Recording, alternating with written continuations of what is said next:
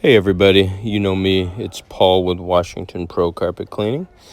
Got a quick blooper take here from one of today's jobs, and I will do the whole video later, but you can see I've got the tank mounted to my 175.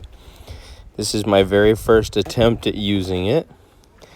And for you new people out there, this is a prime example of why you practice at home before you do something new in someone else's house.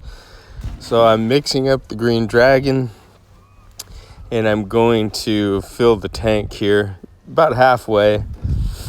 And I'm learning as I go. I'm glad I didn't fill it all the way because I had to tip it back in order to put the pad driver in the pad underneath.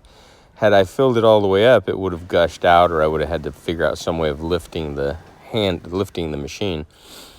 You also can't really just set the machine back, lay it down when you're doing stuff, because the water will come out or the solution will come out. But anyway, my whole point is, to practice before you actually practice in someone's home. I mean, I've been carpet cleaning for 28 years now, and this is the first time I've ever used the gravity-fed tank on a rotary carpet cleaning or floor machine. I will say it does work awesome. You pull the handle on the top, and it opens the lever on the bottom, or the little suction cup, and lets the fluid run down. And the pad driver has holes on it, multiple holes that let the water go through the holes and wet the pad. I also have a carpet brush that has slots on it. I'm going to be using that, I think. I think what I'll do is probably shampoo with the brush, then follow with a pad.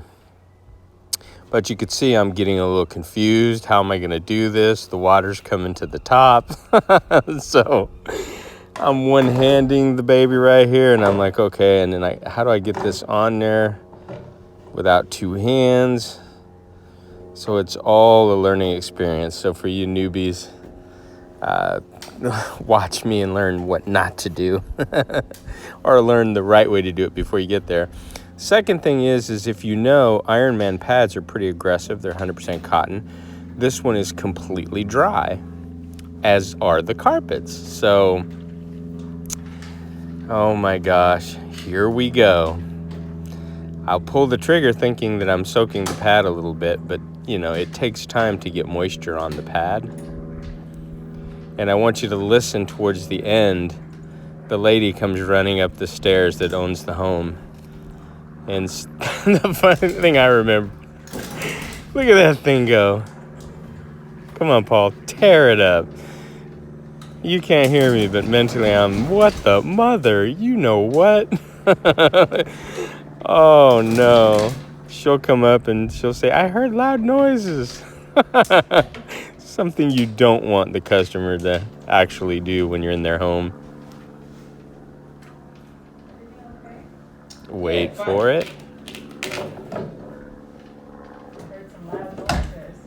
Oh yeah, I forgot to wet the pad. Yeah, I'll holler at you when I'm done. If you just don't want you to slip and fall, so be careful. And of course, me making excuses. Wait downstairs, I'll let you know when I'm done so you don't slip and fall.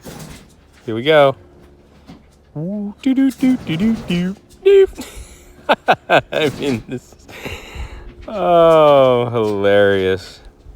I will post this job later. You can see the pad got twisted around. Oh yeah, I forgot to... I'll post this job later. It came out actually beautiful, and the hallway in the master was pretty dirty.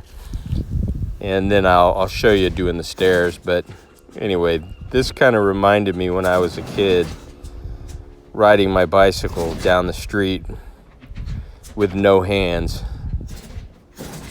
You think you're doing the right thing, but you're like, I mean, you ride by your mom. Look, Mom, no brains. Woohoo!